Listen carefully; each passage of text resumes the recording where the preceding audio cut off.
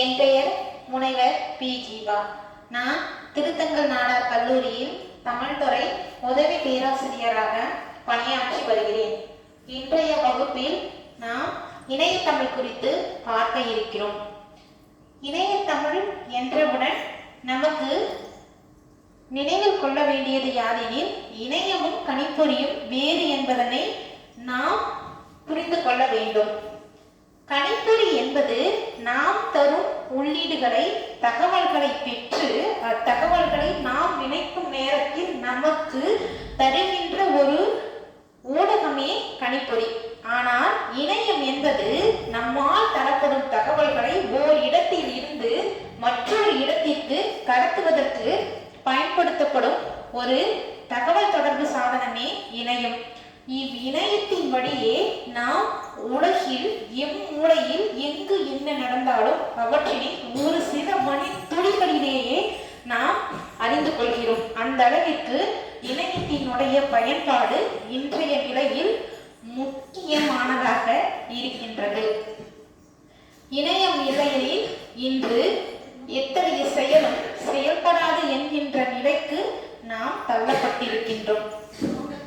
மேலும் இவ்விணையத்தமிழின் மூலம் நாம் நம்மளுடைய கல்வியையும் வேலைவாய்ப்பையும் தொழில்நுட்பத்தையும் மேலும் மேலும் வளர்த்துக் கொள்கின்ற ஒரு முக்கிய தகவல் தொடர்பு சாதனமாக இவை இன்றைக்கு விளங்குகின்றது. இத்தகைய ஒரு பெரும் முக்கியத்துவம் வாய்ந்த இவ்விணையத்தினுடைய பயன்பாடு குறித்து நாம் இன்றைய வகுப்பில் விரிவாக பார்க்கின்றோம். தொடக்கத்தில் இவ்விணையமானது பாதுகாப்பு துறையில் பயன்படுத்தப்பட்டது.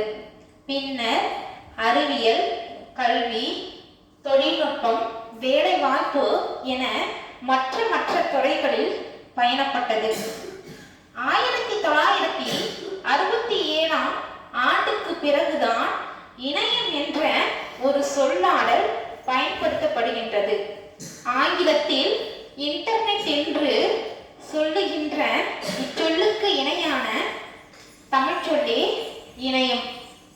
இணையத்தில் நாம் உலக மொழிகளில் இவ்விணையமானது தொடக்க காலத்தில் பயன்படுத்தப்பட்டாலும் தமிழ் மொழியில்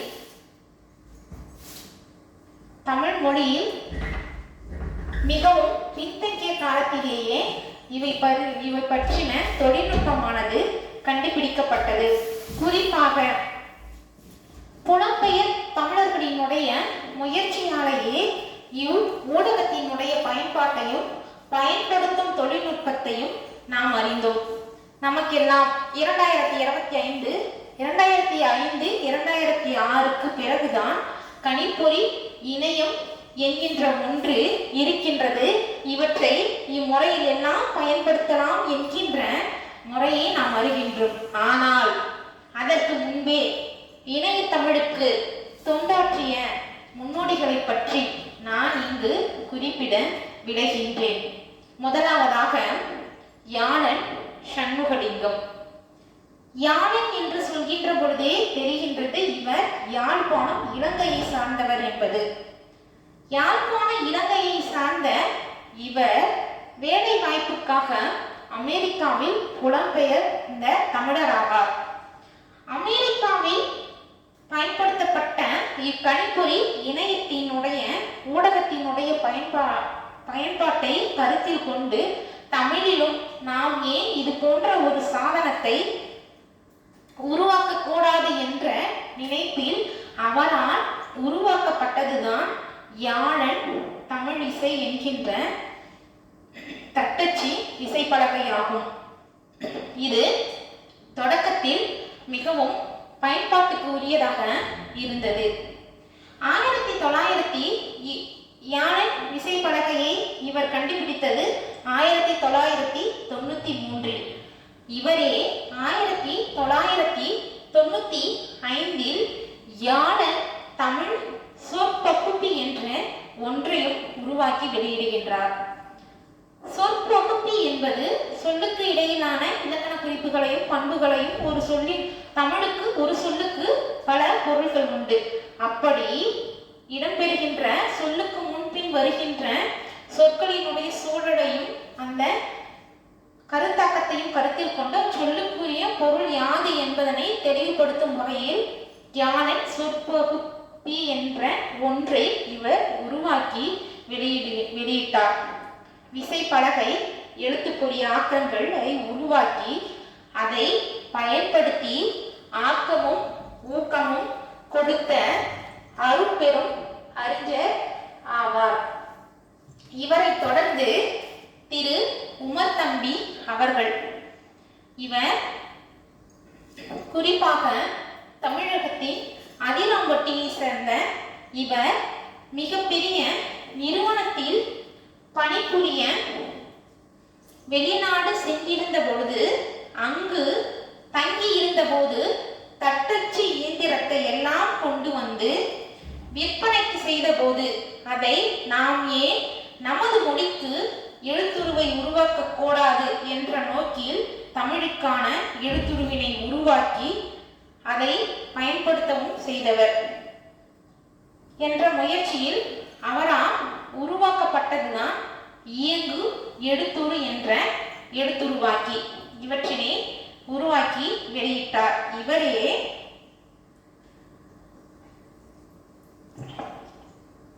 இயங்கு எழுத்துரு என்ற ஒன்றை கண்டுபிடித்த இவர் தேனி ஒழுங்குறி என்ற ஒன்றையும் வெளியிட்டார்.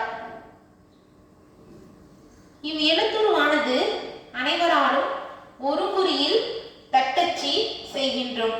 ஆனால் ஒரு காலத்தில் இவை அனைத்தும் ஒவ்வொருவரும் கண்டுபிடித்த எழுத்துருவிலேயே வந்தது என்பது குறிப்பிடத்தக்கது. அதே போன்று ஒழுங்குறி மாற்றி என்ற ஒன்றையும் வெளியிட்டார். பல்வேறு வகையான குறியாக்கங்களில் இருந்து ஒரு குறி என்பது யூனிகோட், யூனிகோடுக்கு மாற்றுவதற்கான ஒரு எழுத்து மாற்றியையும் உருவாக்கி வெளியிட்டவர். கட்டற்ற மென்பொருளுக்கான முதல் தலைமையுள் ஒருவராக விளங்கி தமிழ் சமூகத்தில் இயங்கிக் கொண்டிருந்தவருள் இவர் முதன்மையானவராவார்.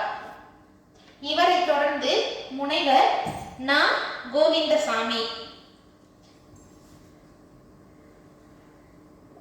சிங்கப்பூர் தந்த இணைய தமிழர், சிங்கப்பூர் பல்கலைக்கழகத்தில் தமிழ்துறை தலைவராக இருந்தவர். முதலாக தக்க சான்றாதாரத்தோடு தமிழை இணையத்தில் வரையேற்றம் செய்து தந்த ஒரு மகான். இக்காலகட்டத்தில் மிக முக்கியமான எழுத்து பொறியாக்கங்களை உருவாக்கி வெளியிட்டவர். இவரை தொடர்ந்து திரு பாலாபிள்ளை அவர்கள் தமிழ் நெட் என்கின்ற ஒன்றை உருவாக்கி வெளியிட்டவர். இன்றும் இவை வெளிவந்து கொண்டிருக்கின்றன. இத்தளமானது தமிழ் ஆங்கிலம் ஆகிய இரண்டிலும் வெளிவந்து கொண்டிருக்கிறது. அடுத்து முனைவர் கு. கல்யாணசுந்தரம் அவர்கள் சுவிட்சர்லாந்து நாட்டில் வசித்த இவர் மதுரை திட்டம் என்ற ஒன்றை 1998ஆம் ஆண்டு பலரது கூட்டு முயற்சியால் இத்திட்டமானது உருவாக்கப்பட்டது. இம்மதுரை ப்ராஜெக்ட் என்கின்ற இம்மின் தொகுப்பு திட்டத்தின் வழியே பல்வேறு நூல்கள் சேகரிக்கப்பட்டு ஒரு திரட்டியாக இது உருவாக்கப்பட்டது. தொடக்க காலத்தில் தமிழ் ஆய்வாளர்களுக்கும் தமிழ் ஆர்வலர்களுக்கும் நூல்களை தேடி தரவுகளை தொகுக்கும் ஒரு செயலியாக இவையானது இவ்வாய்வாளர்களாலும் தமிழ் ஆர்வலர்களாலும் பயன்படுத்தப்பட்டது. தொடக்க காலத்தில் இந்த மதுரை மின் தொகுப்பு திட்டத்தின்படி பல நூல்களை நாம் இருந்த இடத்தில் இருந்தே பயன்படுத்தக்கூடிய ஒரு முக்கிய தரவுதளமாகவும் இது விளங்கியது என்பது குறிப்பிடத்தக்கது. மயிலை எழுத்துருவை உருவாக்கி அதன் வழி தட்டச்சு செய்து உள்ளீடு கொடுத்தவர் மு. பொன் வைகோ அவர்கள் தமிழ் வர்ச்சுவல் என்கின்ற ஒரு எழுத்துருவை உருவாக்கி அதே போல இதுக்கான ஒரு இணையத்தையும் தொடங்கி அதன் வழி பல்வேறு நூல்களை வெளியீடு செய்தவர். இவர் திருவள்ளுவர் தமிழ் தேடுபொறி என்ற ஒன்றை உருவாக்கினார். தென்றல் தமிழ் கணிப்பொறி எழுத்தையும் உத்தமம் என்ற பெயர் உருவாக்கத்திற்கு மிக முக்கியமானவராகவும் உத்தமத்தின் நீண்ட கால தலைவர்களில் ஒருவராகவும் இருந்து வருகின்றவர். நீங்கள் இன்று தமிழ் இணைய கல்விக் கழகத்திற்கு சென்று பார்த்தீங்களானால் 2001ஆம் ஆண்டு தனது வெளிநாட்டு பயணத்தின் அனுபவத்தின் அடிப்படையில் இன்றைய இணைய வழி கல்வியின் பயனை ஒரு 20 ஆண்டுகளுக்கு முன்பே தமிழ் இணைய கல்விக் கழகத்தின் மூலம் வெளிப்படுத்தியவர் திரு மா. ஆண்டோ பீட்டர் அவர்கள். 2005 வரைக்கும் கணினி தமிழை பட்டி தொட்டி எங்கும் கொண்டு செல்ல வேண்டும் என்ற ஒரு உந்து சக்தியை நினைத்தவர். இணைய தமிழுக்கும் கணினி தமிழுக்கும் இன்று பயணம் செய்து கொண்டிருக்கின்ற அறிஞர்களுக்கு முன்னோடியாக திகழ்ந்தவர். தமிழ் சினிமா இணைய இதழ் என்ற ஒன்றை வெளியிட்டவர். இதுவரைக்கும் பிரிண்டட் மேகசினுக்காக வருவதை முதலாக இணைய இதழாக வருவதற்கு முயற்சி எடுத்தவர். அதே போன்று இவர் 20க்கும் மேற்பட்ட கணினி தமிழ் சார்ந்த நூல்களை எழுதியுள்ளார். இவர் எழுதிய நூல்களில் குறிப்பிடத்தக்கது தமிழில் தட்டச்சு செய்வது எப்படி என்பது குறித்தான நூல் மிக முக்கியமானதாகும். இது தொடக்க கால தமிழ் கணினி சார்ந்து செயல்படுகின்றவர்களுக்கும் கற்பதற்கும் மிகவும் எளிமையான நூலாகும். இவற்றினை கண்டு நாம் தமிழில் தட்டச்சு செய்வது எப்படி என்பதனை மிக எளிதாக கற்கலாம். இவரை தொடர்ந்து திரு முத்து நெடுமாறன் அவர்கள். மலேசியாவை சார்ந்த இவர் முரசு அஞ்சல் என்ற ஒன்றை உருவாக்கி வெளியிட்டார். கணினி தமிழ் இணையத்தமிழ் வளர்ச்சிக்கும் தன்னை முழுமையாக ஈடுபடுத்திக் கொண்டவர். குறிப்பாக திறன்பேசியில் தமிழை கொண்டு வருவதற்கு முக்கிய பங்காற்றியவர்களுள் இவர் குறிப்பிடத்தக்கவர். முரசு அஞ்சல் கணினிக்கு என்றால் செல்லினம் என்ற எழுத்துப்பொறி ஆக்கத்தினை திறன்பேசியில் பயன்படுத்துவதற்கு மிக முக்கிய பங்காற்றியவர்களுள் இவரும் ஒருவராவார்.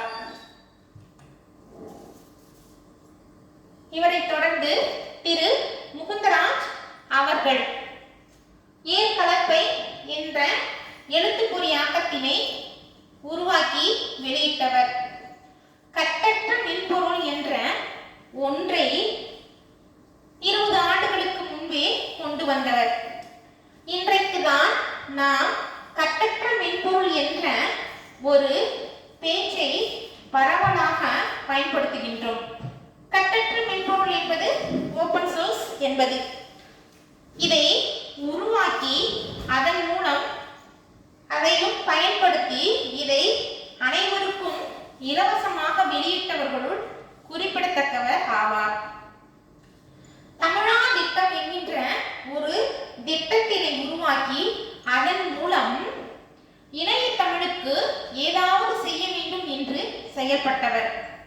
தமிழ் சொல் திருத்தி என்ற ஒன்றை தொடக்க காலத்தில் உருவாக்கி வெளியிட்டவரும் குறிப்பிடத்தக்கவர். இவரை தொடர்ந்து தகடு கோபி அவர்கள் கோபாலகிருஷ்ணன் என்று அழைக்கப்படுகின்றவர். தகடு தமிழ் மாற்றி என்ற ஒன்றை உருவாக்கி வெளியிட்டவர்.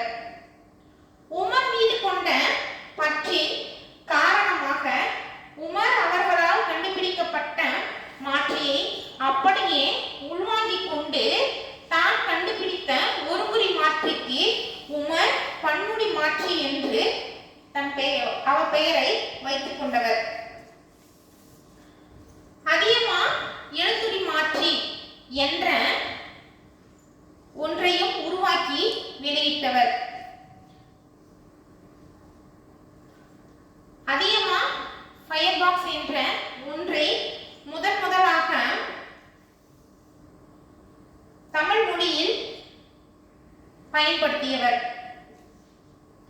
தமிழ் விசை ஃபயர்பாக்ஸ் நீட்சி என்ற ஒன்றையும் ஒரு 20 ஆண்டுகளுக்கு முன்பே இவர் பயன்படுத்தி தமிழுக்கும் தமிழ் மொழிக்கும் தமிழ் இணைய பயன்பாட்டிற்கும் தொண்டாற்றிய மகான்களுள் குறிப்பிடத்தக்கவர். இதனைத் தொடர்ந்து திரு மயூரநாதன் அவர்கள் தமிழ் விக்கிபீடியாவை உருவாக்குவதற்கு முக்கிய காரணமாக இருந்தவர். தமிழ் விக்கிபீடியாவின் தோற்றம், முகப்பு, அதற்கான தொடக்கத்தை உருவாக்கியவர். இலங்கையில் வசித்த இவர் வளைகுடா நாடுகளில் பணியாற்றிக் கொண்டிருந்த போது ஆங்கில விக்கிபீடியாவை பார்த்து, ஏன் தமிழில் நாம் இப்படி ஒரு தளத்தினை உருவாக்கி அதில் எழுதக்கூடாது என்ற செயல்பாட்டின் ஊக்கத்தால் இத்தமிழ் முகப்பு பக்கத்தினை உருவாக்கி தனது கட்டுரையையும் பிறர் எழுதிய கட்டுரை ஆகியவற்றையும் தொகுக்கும் எண்ணத்தில் இத்தளத்தினை உருவாக்கினார். இணையத்தமிழில் விக்கிபீடியாவின் முன்னோடிகளில் முக்கிய பங்கு செய்து கொண்டு இருப்பவர்களில் இவரும் ஒருவர். தரவுகளை சேகரிப்பதில் முக்கிய பங்கு வகித்தவர்களுள் திரு மயூரநாதன் அவர்களின் பங்கு முக்கியமானதாகும். 2003 செப்டம்பர் தான் இதன் முதல் தமிழ் கட்டுரை எழுதுகின்ற பணிகள் மேற்கொள்ளப்படுகின்றன. இவருக்கு முன்பு சிலர் எழுதியிருந்தாலும் வரலாற்று பூர்வமாக பதிவிடப்பட்டது செப்டம்பர் 13 என்று அத்தளமானது குறிப்பிடுகின்றது. தமிழில் முதல் வலைப்பதிவு அல்லது வலைப்பு என்று நாம் சொல்கின்றோம். ஆங்கிலத்தில் பிளாங் என்று சொல்லப்படுகின்றது. வலைப்பதிவானது 2003 ஜனவரி 1ஆம் ஆண்டுதான் முதல் தமிழ் வலைப்பதிவு திரு கார்த்திகேயன் ராமசாமி நவநீத கிருஷ்ணன் அவர்களின் முயற்சியால் இவை உருவாக்கப்பட்டது என்று நூல்கள் பதிவு செய்கின்றன. இவர்களை தொடர்ந்து திரு காசி ஆறுமுகம் அவர்கள்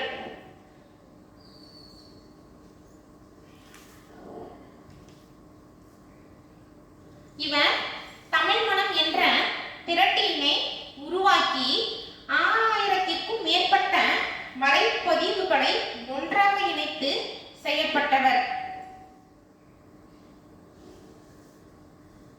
தமிழ் விசைப்பலகை முன்னோடிகள். இணைய தமிழுக்கு இவர்களெல்லாம் முன்னோடிகளாக செயல்பட்டவர்கள் என்று நாம் பார்த்தோம். அதனைத் தொடர்ந்து தமிழ் விசைப்பலகை முன்னோடிகள் குறித்து நாம் பார்ப்போம். தமிழ் விசைப்பலகை குறித்து நாம் தேடுகையில் 1980 1995 வரைக்கும் பல்வேறு அறிஞர் பெருமக்கள், பல்வேறு நாடுகளை சேர்ந்தவர்கள் எழுத்துப்பொறி ஆக்கங்களை உருவாக்கி போட்டி போட்டுக்கொண்டு வெளியிட்டு வந்துள்ளார்கள். இன்றைக்கு நாம் தட்டச்சு செய்கின்ற ஒவ்வொன்றுமே தமிழ் விசைப்பலகை முதலாக தமிழ் எழுத்துக்குறி ஆக்கங்களை உருவாக்குவதற்கு மிகப்பெரிய சவாலை சந்தித்த காலகட்டம். ஏனென்றால் ஒருவர் உருவாக்கிய எழுத்துப்பொறியை இது சரி, இது சரியில்லை என்ற குற்றச்சாட்டுகள் தொடக்க காலத்தில் முன்வைக்கப்பட்டது. அதனாலேயே தமிழ் எழுத்துப்பொறியாக்கத்தை செயல்படுத்துவதில் அதன் பரவலாக்கத்திற்கும் சில காலம் எடுத்துக்கொண்டது.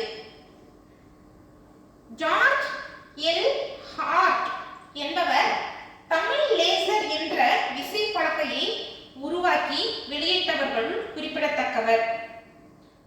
தமிழ் ஊக்குவிப்பதற்காக தொடங்கப்பட்ட இவர் மதுரை ப்ராஜெக்ட் என்று சொல்லப்பட்ட இத்திட்டத்தினை அடுத்த கட்டத்திற்கு கொண்டு சென்றவர்கள் குறிப்பிடத்தக்கவர் திரு ஜார்ஜ் எல் ஹார்ட் அவர்களின் பங்களிப்பு முக்கியமானதாகும்.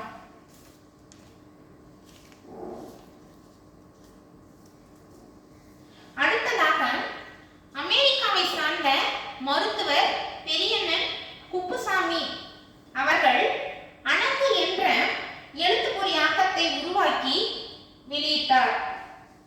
திரு கோவிந்தசாமி அவர்கள் கல்லாடம் என்ற எழுத்துப்பொறி ஆக்கத்தையும், கே சீனிவாசன்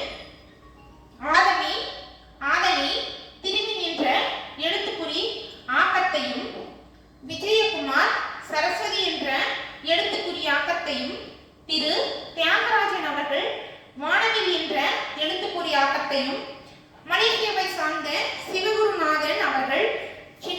சிவகுருநாதன் சின்னையா அவர்கள் நளினம் என்ற எழுத்துக்குறி ஆக்கத்தையும், அதே மலேசியாவை சார்ந்த ரவீந்திரன் பால் என்பவர் துணைவன் என்ற எழுத்துக்குறி ஆக்கத்தையும், டி கோவிந்தசாமி பல்லடம் என்ற எழுத்துக்குறி ஆக்கத்தையும், திரு துடுக்கானம் திரு செல்லப்பன், திரு மனோஜ் அண்ணாதுரை, சென்னை கவிகள் போன்றவர்கள் தங்கள் நிறுவனம் சார்ந்த எழுத்துக்குறி ஆக்கங்களை உருவாக்கி வெளியீடு செய்தார்கள். இவர்களை தொடர்ந்து அதேபோல் பேராசிரியர் தெய்வசுந்தரம் அவர்கள், வே கிருஷ்ணமூர்த்தி ஆகியோர் தங்கள் நிறுவனம் சார்ந்த எழுத்துக்குறி ஆக்கங்களை ஒருங்குக்குறியாக மாற்றி வெளியிட வழிவகை செய்தவர்கள் குறிப்பிடத்தக்கவர்களாவார்கள். தொடக்க கால விசைப்பலகை தமிழ் 99 எழுத்துருவாக்கத்தை கொண்டு உருவாக்கப்பட்டது. இந்த எழுத்துக்குறி ஆக்கங்கள் யாவையும் தொடக்க காலத்துக்கு ஏற்ப இவர்கள் பயன்படுத்தப்பட்டன.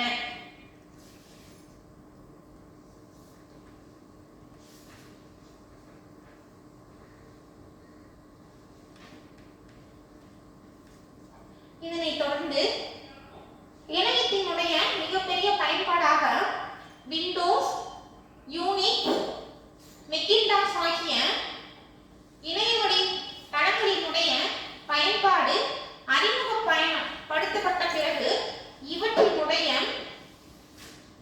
பயன்பாடு என்பது உலக அளவில் மிகப்பெரிய உச்சத்தினை தொட்டது எனலாம். 90களின் தொடக்கத்தில் வரைகலை அடிப்படையிலான வைய விரிவலை இணையத்தின் அங்கமானது. 1995இல் விண்டோஸ் 95இன் அறிமுகம் இணையத்தை ஒரு புதிய உச்சத்திற்கு உயர்த்தின. இணையத்தில் ஏராளமான தமிழ் வலையகங்கள் இடம்பெறலாயின. தமிழ் இணைய பயன்பாட்டின் பெருக்கத்தால் அச்சில் வெளிவந்த பல்வேறு இதழ்கள், நாளேடுகள், வார மாத இதழ்கள் ஆகியன மின் இதழ்களாக வெளிவரத் தொடங்கின. தினபூமி, தினமணி, தினத்தந்தி, தினமலர், ஆனந்த விகடன், குமுதம், கல்கி, கணையாளி ஆகிய இவ்விதழ்கள் மின் இதழ்களாக வெளிவரத் தொடங்கின. தமிழ் இணைய மின்னிதழ்கள் இவற்றினை ஆங்கிலத்தில் இ-ஜர்னல் என்கிறோம். தமிழ் சினிமா, மின்னம்பலம், ஆறாம் திணை, திண்ணை ஆகிய இதழ்கள் தமிழ் இணைய மின்னிதழ்களின் முன்னோடி இதழ்களாகும். மின்னிதழ்கள் இணையத்தில் வெளியிடப்பட்ட போதும் அவை கணிப்பொறியின் பல்லூடக தொழில்நுட்பத்தின் சிறப்பு கூறுகளை பயன்படுத்திக் கொள்ளவில்லை. அச்சு பத்திரிகைகளின் உள்ளடக்கத்தையும் முன்வைப்பு முறையுமே இவைகள் பின்பற்றின. எனினும் கணினி தமிழ் வளர்ச்சிக்கு இவைகள் ஆற்றின பணிகள் முக்கியமானதாகும். தமிழ் வளர்ச்சியில் இணையதளங்கள் பல தொண்டு செய்து வருகின்றன. தமிழ் இணையதளங்களான கணியன் தமிழ் இணையம், பாரதி, கணினி தமிழ்ச்சங்கம், தமிழ் மென்ம இணையம், கனித்தமிழ் சொல் இணையம், உத்தமம் ஆகிய இணையதளங்கள் தமிழ் வளர்ச்சியில் சீரும் சிறப்புமாக செயல்பட்டு கொண்டிருக்கின்ற இணையதளங்களில் மிக முக்கியமானதாக குறிப்பிடப்படுகின்றன. கணியன். உலகில் முதல் தமிழ் இணையதளம் கணியன் என்ற இணையதளமே ஆகும். முதலாக முழுக்க தமிழில் தகவல்கள் தொகுக்கப்பட்ட தளம் இக்கணியன் என்கின்ற தளம் ஆகும்.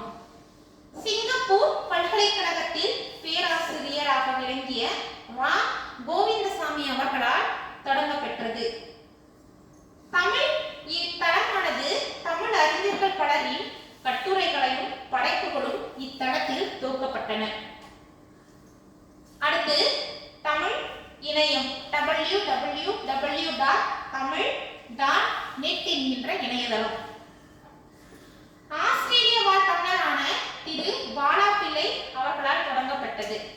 முதலில் இணையம் என்ற சொல்லை பயன்படுத்தியவர். மதுரை மின் தொகுப்பு திட்டம் பெரும் வளர்ச்சி அடைவதற்கும் திட்டத்தினுடைய ஆக்கத்திற்கும் ஊக்கத்திற்கும் பங்காற்றியவர்களும் மிகவும் குறிப்பிடத்தக்கவர். தமிழ் சார்ந்த கருத்துக்களும் அறிவியல் விளக்கங்களும் தொகுக்கப்பட்டன இத்தளத்தில். உலகின் பல நாடுகளில் மொழியியல் சார்ந்த அகராதிகளும் இத்தளத்தில் தொகுக்கப்பட்டன. தமிழர், தமிழ்நாடு பற்றின செய்திகள் உலகம் முழுவதும் உள்ள யாவரும் அறியும் வண்ணம் இடம் பெற்றன இத்தளத்தில். அதுக்கடுத்து பாரதி என்கின்ற தளமாகும். பென்சில்வேனியா பல்கலைக்கழகத்தின் தமிழ் பிரிவிற்கான பகுதியே பாரதி இணையதளமாகும். வாசு ரங்கநாதன் மற்றும் அர்னல்ட் ஷிப்மேன் ஆகியோருடைய கூட்டு முயற்சியால் இத்தளமானது தொடங்கப்பட்டது. தமிழ் எழுத்துக்கள், தமிழ் சொற்கள், இலக்கணம், இலக்கியம், தமிழ் கற்பித்தல் ஆகிய பிரிவுகளில் இத்தளமானது இயங்குகிறது. கனித்தமிழ் சங்கம் சென்னையை தலைமையிடமாக கொண்டு இத்தளமானது தொடங்கப்பட்டது. தமிழ் வெண்ம தயாரிப்பு நிறுவனங்களின் செய்திகள், கணினி தமிழ் சங்க செய்திகள் ஆகியன இத்தளத்தில் தொகுக்கப்பட்டுள்ளன. தமிழ் மென்ம தர சான்றளிப்பு, தமிழ் மென்ம மானிய குழு ஆகியன இதன் முக்கிய செயற்பாடுகள் ஆகும்.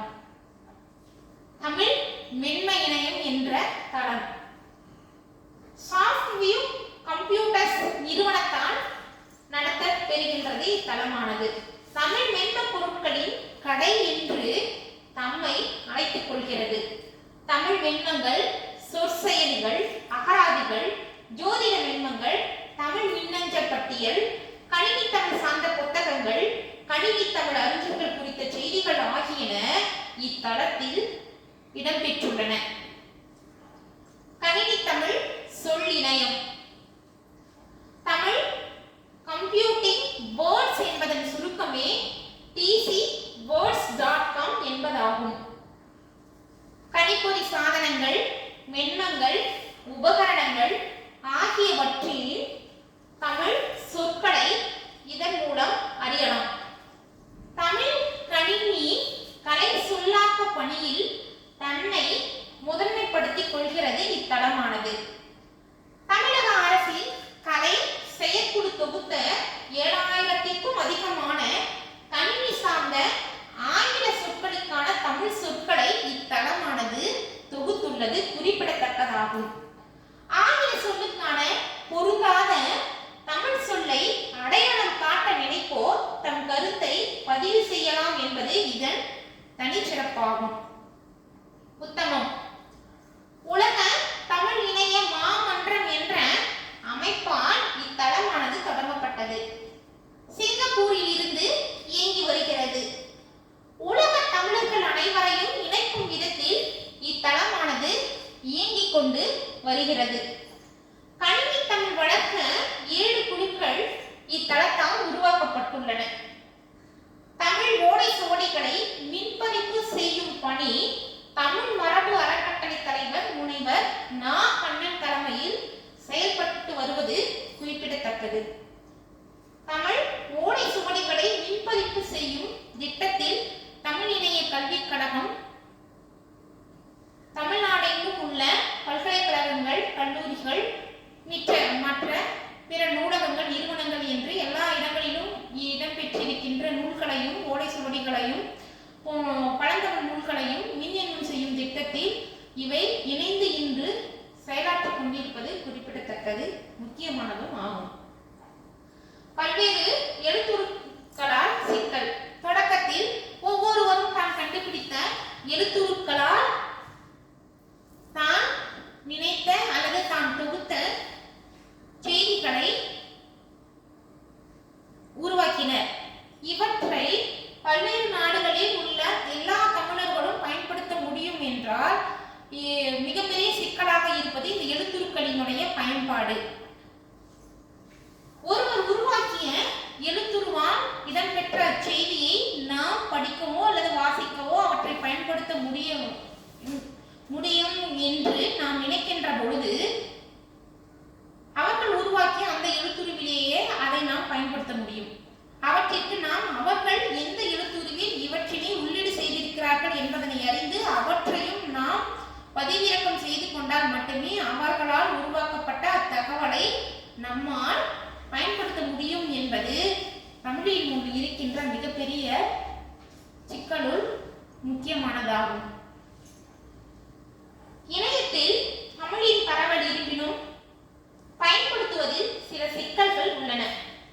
இணையத்தில் தகவலை வெளியிட்ட ஒவ்வொருவரும் தமக்கே உரிய எழுத்துருவை பயன்படுத்தினர். அந்த எழுத்துருக்கள் ஒரே குறியாக்க முறையின் அடிப்படையில் உருவாக்கப்பட்டவை அல்ல. ஒவ்வொருவரும் தனக்கே உரிய குறியாக்க முறைகளை பயன்படுத்தினர். தமிழ் வலையகம் ஒவ்வொன்றை பார்வையிடமும் ஒவ்வொரு தமிழ் எழுத்துருவை பதிவிறக்க வேண்டியதாய் உள்ளது. இணைய பத்திரிகைகளை படிக்கவும் வெவ்வேறு எழுத்துருவை பதிவிறக்க வேண்டும்.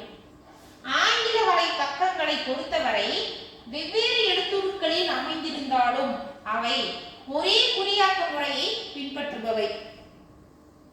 இப்படி இவ்விணைய தமிழை பயன்படுத்துவதில் சில சிக்கல்கள் உள்ளன. இதனைத் தொடர்ந்து அடுத்து நாம் பார்க்க இருப்பது தமிழ் இணைய கல்விக் கழகம் குறித்து. தமிழ் இணைய கல்விக் கழகம் உலகின் பல்வேறு பகுதிகளில் வாழும் தமிழர்களின் மரபுகளையும் பண்பாட்டுகளை காக்கவும் அவர்களது இலக்கிய தொடர்பினை நீட்டிக்கவும் 17 பிப்ரவரி 2001 நிறுவப்பட்டதாகும். இந்தியாவில் இணைய வழியே கல்வி வளங்களையும் வாய்ப்புகளையும் உலக தரத்திற்கு அளிக்க நிறுவப்பட்ட முதல் இணையில்லா அமைப்பாக இது விளங்குகின்றது. 1999 நடைபெற்ற 2ஆம் தமிழ் இணைய மாநாட்டின் நிறைவு விழாவில் இதற்கான அறிவிப்பினை முத்தமிழறிஞர் டாக்டர் மு. கலைஞர் அவர்கள் வெளியிட்டார் என்பது இங்கு நினைவில் கொள்ள வேண்டியது. தமிழ் இணைய கல்விக் கழகத்தின் நோக்கம் தமிழ் மொழி, இலக்கியம், பண்பாடு போன்ற ஆதாரங்களை புலம்பெயர்ந்த தமிழர்களுக்கும் தமிழ் ஆர்வலர்களுக்கும் இணைய மொழியாக அளித்தல். 2 புலம்பெயர்ந்த தமிழர்களுக்காக தமிழ் பாரம்பரியத்தோடு கூடிய தமிழ் கற்றலுக்கான பாடங்களை தொகுத்தல். 3 புலம்பெயர்ந்த தமிழர்களால் உருவாக்கப்பட்ட அனைத்து கல்வி பொருட்களை தொகுத்து பொதுமக்களுக்கு வெளியிடுதல். 4 தமிழியல் சான்றிதழ் பட்டயம் படிப்புகளை தஞ்சாவூரில் உள்ள தமிழ் பல்கலைக்கழகம் வழியாக அளித்தல். 5 கணினி தமிழை வளர்த்தல். தமிழ் இணைய கல்விக் கழகத்தின் செயல்பாடுகள் எத்தகையதா உள்ளது என்பதனை நோக்குகையில் தமிழ் இணைய கல்விக் கழகம் அரிச்சுவடி முதல் பட்டப்படிப்பு வரையிலான கல்வி திட்டங்களை வகுத்து வழங்கி வருகிறது. அரிய அச்சு நூல்கள், செய்தித்தாள்கள், இதழ்கள், பருவ இதழ்கள், எழுத்து பிரதிகள், ஒளிப்படங்கள், ஒளி தொகுப்புகள் ஆகியவற்றை வலுப்படுத்தும் நோக்கில் மின்னாக்கம் செய்யப்பட்டுள்ளது. மின் நூலகத்தின் செயல்திறனை மாற்றுத்திறனாளிகள் உட்பட அனைவரும் பயன்படுத்தும் வகையில் அனைத்தும் மின்னணு சாதனங்களில் இயங்க ஏதுவாக மின் நூலகம் வடிவமைக்கப்பட்டுள்ளது. தமிழ் பண்பாட்டு கூறுகளை ஆவணப்படுத்துதலும் காப்பதும் தமிழ் தொடர்பான அரிய பொருட்கள் ஆவணங்கள் மின்னுறு வடிவில் பாதுகாத்து ஆவணப்படுத்தி தேடுதல் வசதியுடன் இணையத்தில் பதிவேற்றம் செய்து உலகெங்கும் உள்ள ஆய்வாளர்களை பயன்படுத்த வழிவகை செய்யப்பட்டுள்ளது. கணினித்தமிழ் ஆய்வினை ஊக்குவிக்க தமிழ் இணைய கல்விக் கழகம் தேவையான தரவுகளையும் தமிழ் மென்பொருள்களையும் உருவாக்கியுள்ளது. தமிழ் மென்பொருள் உருவாக்க திட்டத்தில் தமிழ் இணைய கல்விக் கழகமானது தொடர்ந்து செயல்படுத்தி உள்ளது. தமிழக அரசின் முகவராக செயல்பட்டு தமிழில் மென்பொருட்களை உருவாக்குவதற்கு நிதியுதவி அளிக்கிறது. பொதுமக்கள், நிறுவனங்கள் உருவாக்கும் மென்பொருள்களை சோதித்து சான்றிதழ் அளித்தல் ஆகிய பணிகளையும் செய்து வருகிறது. தமிழ் இணைய கல்விக் கழகம் சில கல்வி திட்டங்களையும் முன்னெடுத்து வருகிறது. மழலை கல்வி, சான்றிதழ் கல்வி, பட்டயம், மேற்பட்டயம், இளநிலை தமிழ் பட்டயம் ஆகிய கல்வி திட்டங்களில் பயில்வதற்கு வயது உச்சவரம்பு ஏதும் இல்லை. மழலை கல்வி தமிழ் பாடங்களை படங்கள், காட்சிகள், படக்கதைகள், கவிதைகள், பாடல்கள் மூலமாகவும் பார்த்தல், கேட்டு மகிழ்ந்து ஆர்வத்துடன் கற்கும் வகையில் கல்வி பகுதியில் பாடல்கள் தரப்பட்டுள்ளன. எழுத்துக்கள், உரையாடல், கதைகள், பாடல்கள், வழக்கு சொற்கள், ஒளி காட்சிகள் வாயிலாக இயக்கப்படங்கள் ஆகியன இவற்றில் அடங்குகின்றன. சான்றிதழ் கல்வி 3 நிலைகளில் தரப்படுகின்றது. அடிப்படை நிலை 1ஆம் வகுப்பிலிருந்து 2ஆம் வகுப்பு வரை, இடைநிலை கல்வி 3ஆம் வகுப்பிலிருந்து 4ஆம் வகுப்பு வரை, மேல்நிலை கல்வி 5ஆம் வகுப்பிலிருந்து 6ஆம் வகுப்பு வரை, மேல் சான்றிதழ் 7ஆம் வகுப்பிலிருந்து 12ஆம் வகுப்பு வரை. இவை முதல், இடை, கடை என்று 3 நிலைகளாக பிரிக்கப்பட்டுள்ளன. முதல் நிலை என்றால் 7 to 8, இடைநிலை என்றால் 8 to 10, கடைநிலை என்றால் 11 to 12. இளநிலை தமிழியல் பட்டய கல்வி. இவை பட்டயம், மேற்பட்டயம், பட்ட சான்றிதழ் என ஒருங்கிணைத்து வழங்குகின்றது பட்டய கல்வியினை. பல்வேறு நாடுகளை சேர்ந்த பல்லாயிரக்கணக்கான மாணவர்கள் இதில் பதிவு செய்துள்ளனர். குறுவட்டுக்களையும் உருவாக்கி வெளியிட்டுள்ளது. தமிழ் கற்க, தமிழ் கற்போம், திருக்குறள் கலை சொல்லாக்க, பேரகராதி ஆகிய குறுவட்டுக்களையும் உருவாக்கி வெளியிட்டுள்ளது குறிப்பிடத்தக்கதாகும். தமிழர் தகவல் ஆற்றுப்படை. தமிழ் இணைய கல்விக் கழகம் தகவல் ஆற்றுப்படை என்ற ஒன்றை உருவாக்கி மாதந்தோறும் இது தொடர்பான கருத்தரங்குகளையும் ஏற்படுத்தி ஒளிவினை வழங்கி வருகிறது. இவை தொல்லியல் வரலாறு சார்ந்த பிரிவுகளில் தொல்பழங்காலம், அகழாய்வுகள், கல்வெட்டுகள், வழிபாட்டு தலங்கள், சிற்பங்கள், நாணயங்கள், செப்பேடுகள், வரலாற்று சின்னங்கள், ஓவியங்கள் தொடர்பான மொத்தம் கிட்டத்தட்ட ஒரு 700க்கும் மேற்பட்ட ஆய்விடங்களுக்கான ஒளிப்படங்கள் விளக்கமாக மீத்தரவுகளுடன் தகவல் ஆற்றுப்படை என்ற இணையதளத்தில் பதிவேற்றம் செய்யப்பட்டுள்ளன. தமிழ் மின்னிகண்டு உருவாக்க பணியிலும் இக்கழகமானது தொடர்ந்து இயங்கிக் கொண்டு வருகிறது. தமிழ் மின் நிகண்டு தமிழ் இணைய கல்விக் கழகத்தின் மின் கற்றலுக்கான இணையதளம் tamilvirtual.org.in என்கின்ற தளமாகும். ஒத்த பொருள்களை கொண்ட சொற்களை ஒன்று சேர்த்து சொற்களுக்கு தகுந்த போல அளித்தலாகும். இது அகராதியில் இருந்து சற்று மாறுபட்டதாகும். மின் கற்றலுக்கான இணையதளமாக tamilvirtual.org.in என்கின்ற தளமானது இயங்கிக் கொண்டு வருகிறது. இணைய வழி கல்வி திட்டங்கள் மின் நூலகத்தையும் உருவாக்கியுள்ளது. தமிழ் இணைய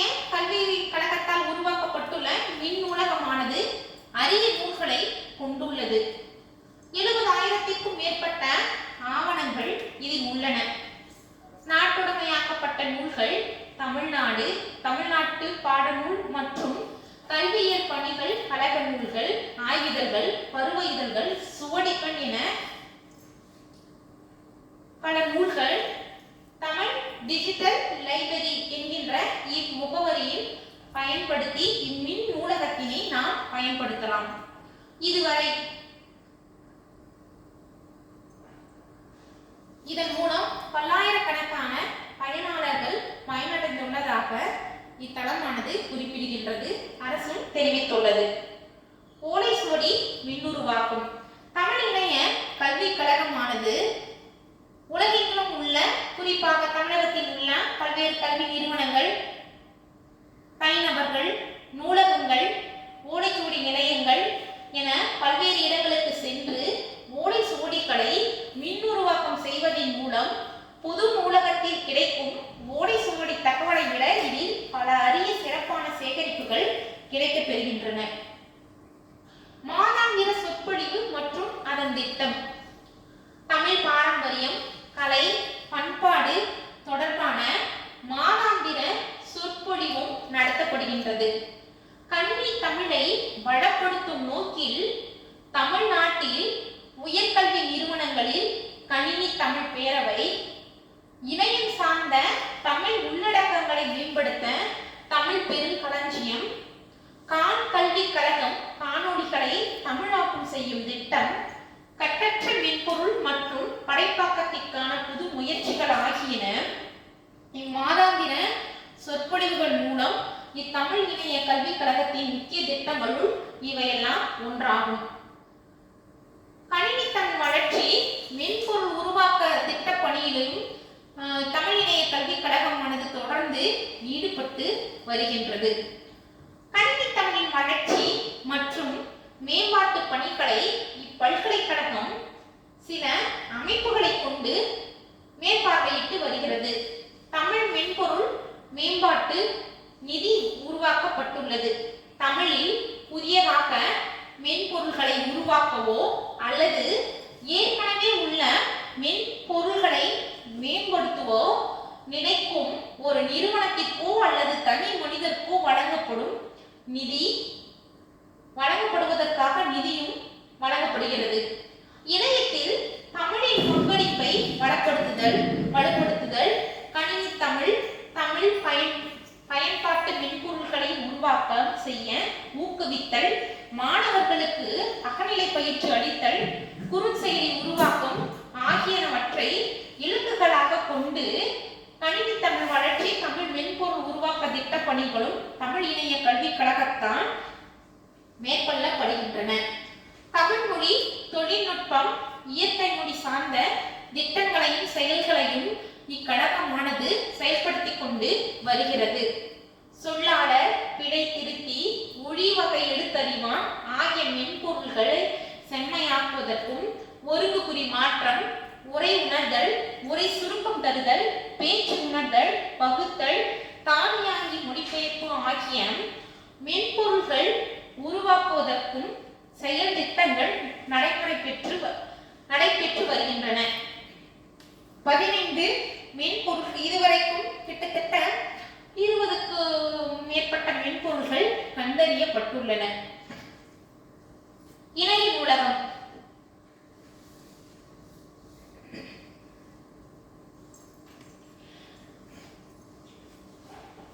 அடுத்து இணையத்தில் நூலகத்தினை நாம் பயன்படுத்துவதற்காக தமிழ் இணையங்கள் எவ்வாறு தொடங்கப்பட்டுள்ளன என்பதாகும். இணையம் என்பதை நம் ஆங்கிலத்தில் இன்டர்நெட் என்று அழைக்கிறோம் என்று முன்னரே சொல்லப்பட்டது. இப்படி இணைய நூலகம் அல்லது மின் நூலகம் என்று நாம் தமிழில் அழைக்கின்றோம். பல்வேறு பல்கலைக்கழகங்கள், நூலகங்கள், தனிநபர் திட்டங்கள் ஆகியன பல இணைய மின் இதழ் தமிழ் இணைய மின் நூலகங்களை ஏற்படுத்தி உள்ளன. நூலகங்களை பல்வேறு அமைப்புகள் மற்றும் நிறுவனங்கள் வைத்துள்ளன. கல்விக்கூடங்களான பள்ளிகள், கல்லூரிகள், பல்கலைக்கழகங்கள், ஆராய்ச்சி நிறுவனங்கள் முதலியன பொது நூலகங்களை அமைத்து சேவை செய்கின்றன. மருத்துவம், அறிவியல், அருங்காட்சியகம், இராணுவம் முதலியவற்றிற்கு சிறப்பு நூலகங்களும் சேவை செய்கின்றன. வருகின்றன. இணைய நூலகம் என்பது புத்தகங்கள், பத்திரிகைகள், ஆடியோ வீடியோ பதிவுகள், மின்னணு முறையில் அணுகக்கூடிய பிற ஆவணங்கள் முதலியனவற்றின் டிஜிட்டல் பொருட்களின் தொகுப்பு ஆகும். இணைய நூலகத்தை டிஜிட்டல் நூலகம், டிஜிட்டல் களஞ்சியம், ஆன்லைன் நூலகம், சுவரில்லா நூலகம் என பல பெயர்களில் நாம் அழைக்கின்றோம். மின் நூலகம், மின் நூல்கள். மின் நூல்களை நாம் PDF, HTML, ஃபிளிப்புக், மென்னூல், கிண்டில் நூல் என்ற பல்வேறு முறைகளை நாம் பயன்படுத்துகின்றோம். மின் நூலகமாக நாம் பரவலாக பயன்படுத்தப்படும் தளங்கள் Tamil virtual, Tamil digital library, Chennai library, Noolulagam, Tamil heritage, open reading room என பல தளங்கள் உள்ளன.